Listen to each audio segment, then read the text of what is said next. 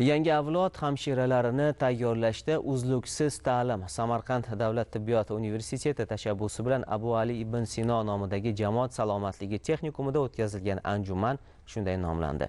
Tibbiy ta'lim sifati hamda o'rta tibbiyot xodimlarini tayyorlash hamda qayta tayyorlash tizimini rivojlantirishning zamonaviy yondashuvlari masalalariga bag'ishlangan tadbirda xalqaro tajribalar yuzasidan fikr-mulohazalar almashildi.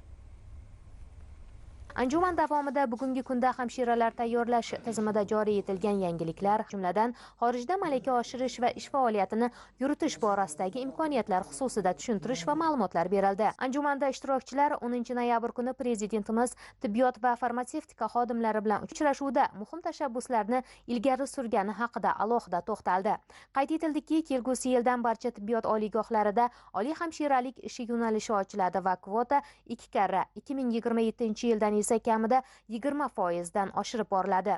Oliy ma'lumotga ega shifokor bilan yonma-yon turadigan bunday hamshiralarning mehnati munosib rag'batlantiriladi.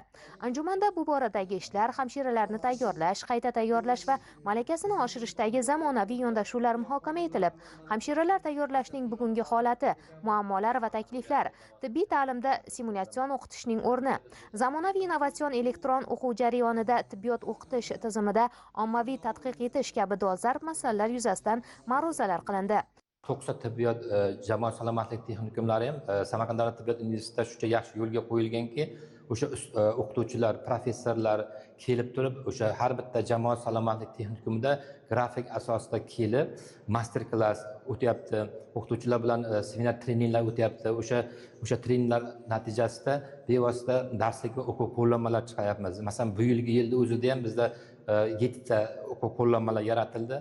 Bundan tashqari Oliy ta'lim vazirligida bizda 5 ta o'quv qo'llanmamiz darslik sifatida butun respublika bo'yicha ommalashtirib tarqatilyapti. Anjumanda bildirilgan fikr va takliflar kelgusida hamshiralar tayyorlash tizimini yanada takomillashtirish, o'quv jarayoniga ilg'or xalqaro tajribalarni joriy etish hamda tibbiy xizmat sifatini oshirishga xizmat qiladi.